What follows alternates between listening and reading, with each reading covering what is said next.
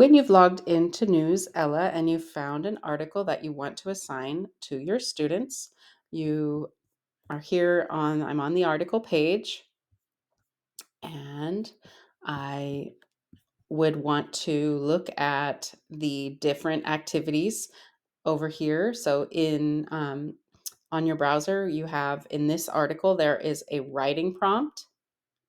And so you can, if you click edit, you can change that and customize it for your students. And the quizzes are not customizable, so those are set. They have 4 questions each, and they are available at each level. So right now, it is set at 980. You can adjust here the different lexiles, and that will change the activity, the writing, as well as the quiz. So if you look at the quiz, the questions are a little different for each of the lexile levels. So if I change to 720, the questions are not exactly the same. So that is one consideration. So it adapts based on the content of the article and the level. So when you make your decision to assign the article, click assign, and then you need to decide, you can give it a title, and then you need to decide if you want it to lock into a specific text level. So maybe you want it to be the simplest text. You're starting out. Maybe you're reading it together, so you go up a little higher and you'll read the article with your class, do it together. They would all, if you lock it in, that would mean that all of the students would see that same level of text and they would not be able to make adjustments. If you choose no level locking, then that means that the students would be able to adjust and go to the different level.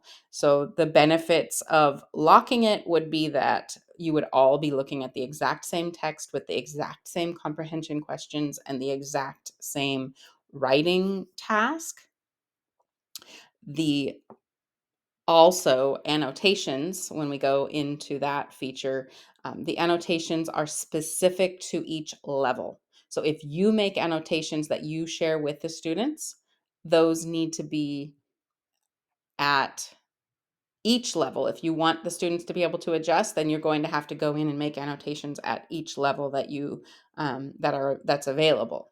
So what if I'm making annotations that I want them to respond to, I add questions, then I will tell them you need to go to text level 830 in order to find those annotations. So then I would make sure that I'm assigning to the correct class. Your classes would be listed here, and then you will add the assignment to that specific class. Okay, and then you can add your specific instructions that you want for your student. So I'm going to delete the directions on power words because this article doesn't have any. So I have added a few specific instructions. You might even have here, you might have a pre-reading activity. You might have a video linked in your instructions. It can be anything that you want them to look at before you get started. So that is where you would assign. And then it will come up to our binder where the assignment shows, and it shows that how many students have viewed the article, etc. But we'll get into that later when we talk about the binder.